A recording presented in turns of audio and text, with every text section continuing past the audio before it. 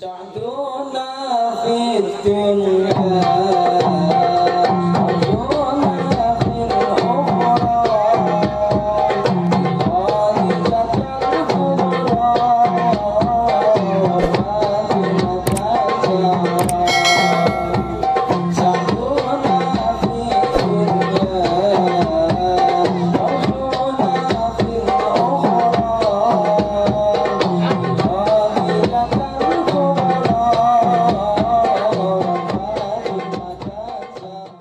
Assalamualaikum warahmatullahi wabarakatuh. Bismillahirrahmanirrahim. Faslun al-ma'u qalilun wa kasirun. Al-qalilu ma dunal kullatain wal kasiru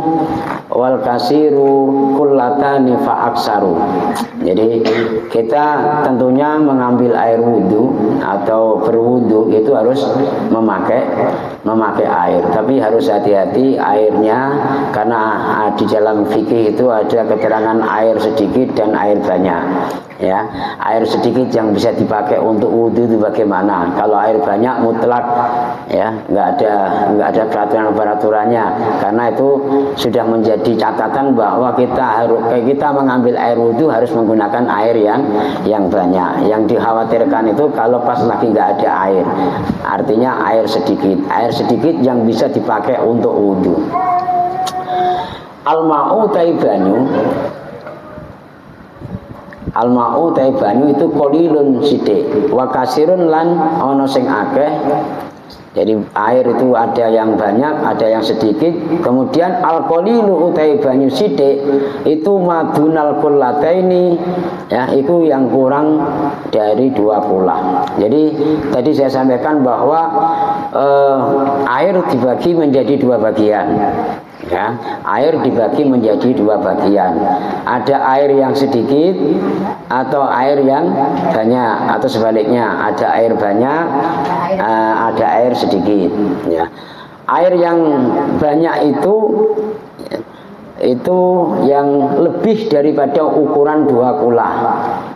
Ya, 2 kula. Kemudian air yang sedikit itu air yang ukurannya kurang dari 2 kula. Nah, nanti akan tahu yang dimaksud kula itu apa, ya. Kalau bahasa di kitabnya itu kula, kalau bahasa kitanya di Batam itu bak, ya kan. Air yang banyak itu adalah air yang lebih dari 2 bak. Ya, air yang sedikit adalah air yang kurang dari 2 bak mandi. Nah, 2 bak mandi di sini yang dimaksud adalah bak mandi yang ukurannya 2 kolah itu 1 dirok persegi 4. 1 dirok persegi 4 itu sekitar 60 cm, tapi persegi 4. Lebarnya 60 cm, kemudian panjangnya 60 cm, kedalamannya juga 60 cm. Rata-rata kalau bak di Batam yang rumah mungkin RSSS itu lebih dari 60 cm. Jadi kalau yang punya bak kecil, ya, yang punya bak kecil itu yang ukurannya tidak sampai 60 cm persegi, kemudian airnya tidak penuh, itu yang dinamakan air yang sedikit, yang kurang dari 2 bak. Nah, air tersebut kita harus berhati-hati dan harus tahu sehingga bisa dipakai untuk wudhu. Kalau kita tidak hati-hati dan tidak tahu, maka itu akan menjadikan fatal ketika kita wudhu. Artinya wudhu kita tidak sah. Bisa sah walaupun untuk air sedikit, bahkan air 1 gayung yang besar yang segini itu bisa sebetulnya kalau kita tahu ilmunya. Pas kebetulan kepepet ini air mati, ya kan, nunggu ATB ada kiriman air, ya, nggak datang. Nah, kita pengen wudhu. Nah, bagaimana wudhu itu sekiranya sah dengan memakai air yang sedikit. Nah, itu diatur di dalam ilmu fikih seperti ini. Ini diperhatikan baik-baik karena ngaji mulai sekarang ini betul-betul ngaji serius, tidak butuh canda gurau karena ini membahas ilmu fikih. Kalau kita tidak tahu ilmu fikih ini, maka diyakinkan bahwa sholat kita masih dipertanyakan, masih diragukan karena tidak sesuai dengan koridor ilmu fikih. Sebagaimana contoh kemarin saya sampaikan bahwa kelihatannya sepele tapi jadi persoalan. Banyak yang punya asumsi bahwa cuci tangan itu termasuk fardunya wudu, ya kan? Kemudian berkumur-kumur itu juga termasuk fardunya wudu. Taunya orang seperti itu. Nanti ada yang namanya menyedot air di hidung, menyerot air di hidung itu juga ngertinya mereka itu fardunya wudu. Padahal fardunya wudu itu tidak ada itu. Ya, yang pertama niat, yang kedua membasuh muka, yang ketiga membasuh kedua tangan, yang keempat membasuh sebagian kepala, bukan kepala. Ya, kalau membasuh kepala berarti semua satu kepala. Ini kita basuh sebagian walaupun sedikit, walaupun mungkin sehelai rambut yang di depan ini. Kemudian yang kelima adalah membasuh kedua kaki, dan yang keenam tertib. Yang selain itu adalah sunnahnya wudu. Andai kata kita tinggal juga tidak apa-apa. Nah, kalau kita memakai air yang sedikit untuk berkumur aja sudah 3 kali, kan berarti mengurangi air tersebut, sehingga nanti mengurangi anggota tubuh yang wajib diwuduin. Itu ya. Jadi memanfaatkan air yang sedikit itu. Ini sengaja dibahas karena ini sangat penting dan mungkin bisa terjadi kepada diri kita, karena saya juga pernah ngalamin, ya, pernah mengalami hidup di di liar, nggak punya sumur, air nggak ada ATB, hanya ngandalin air keliling-keliling, pas kehabisan air sama sekali tidak ada air, mau minta sama tetangga juga bingung, maka ada air yang sedikit itu yang kita manfaatkan untuk wudhu. Kemudian di perumahan juga bisa, walaupun ada air, kadang mungkin air ATB mati mungkin bisa 2 hari, bisa 3 hari, ya kan. Kemudian kita hanya punya bak mandi kecil, nggak punya kampungan yang lain, nggak punya drum, nggak punya gembes ya, yang besar juga nggak ada, adanya cuman atau dirigen ya, yang ada cuman bak pun hanya kecil saja.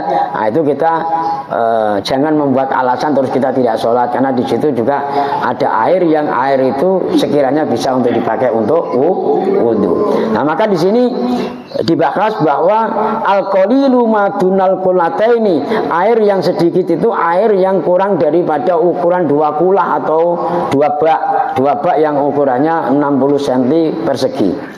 Kemudian wal kasiru tai banyu kang akeh, kulatani iku 2 kulah, yang dinamakan banyu air yang banyak, ya, air yang banyak itu jelas-jelas air yang ada 2 bak atau lebih daripada 2 bak.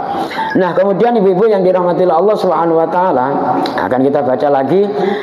Al-qalilu tai banyu sithik iku yatanajasu, iku dadi najis apa qalil biwukuin najasati, sebab tumibane najis fihi ing dalem qalil, wa illam yataghayyar, lan senajan ora owah apa banyu sing sithik mau. Jadi air yang sedikit, air yang kurang dari 2 bak, yang kurang dari ukuran 60 cm persegi, ketika kejatuhan najis, entah itu najisnya taek cecak, atau mungkin najisnya daripada kotoran baju yang ada di baju kita, entah baju kita atau pakaian kita tadi terkena najis, maka ketika masuk di dalam air yang kurang dari 2 bak tersebut, itu menjadikan air itu najis.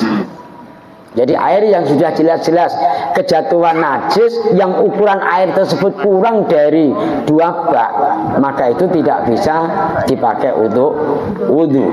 Akan tetapi walaupun toh kurang 2 bak, ya, sedikit tapi tidak kejatuhan najis dan tidak berubah warnanya air tadi yang tadinya jernih begitu kejatuhan kayak cecak sikit tiba-tiba berubah, nah itu enggak boleh dipakai untuk wudu.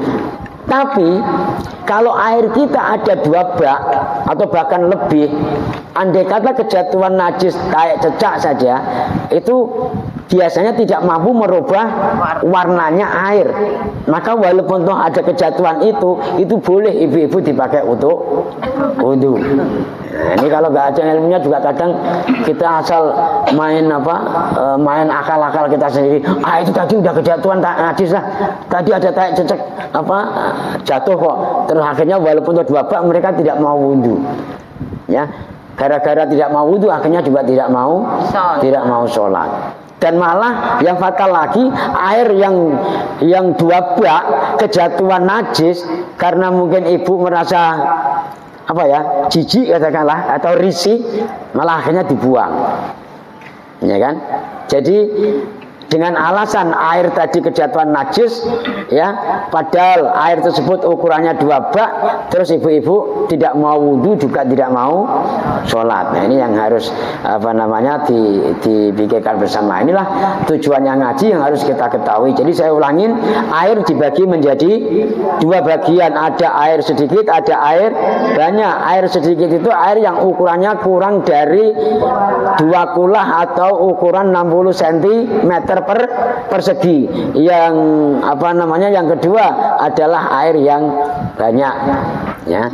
Air yang banyak yang ketika kejatuhan najis selagi biasanya itu air itu tidak berubah kalau najisnya cuman hanya sekedar kotoran cecak gitu saja, ya. Akan tetapi kalau air yang sedikit itu baru kejatuhan kotoran cecak sedikit saja itu bisa berubah, ya, bisa berubah. Nah, ketika air itu sudah berubah warnanya, maka air tersebut tidak bisa dipakai untuk wudu.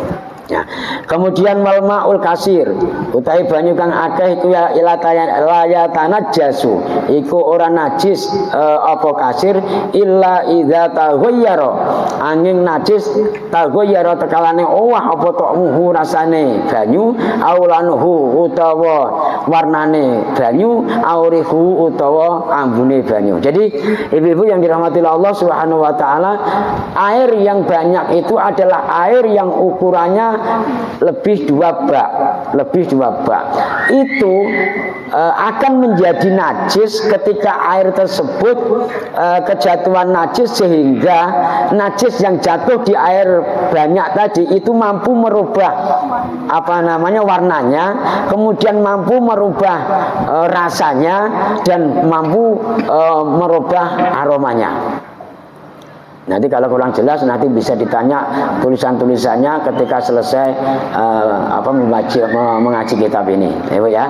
Sekali lagi saya sampaikan, air yang banyak itu tidak akan menjadikan fatal untuk mengambil air wudhu ketika kejatuhan najis, selagi najis tersebut tidak merubah warnanya, tidak merubah rasanya, dan tidak merubah aromanya, ya.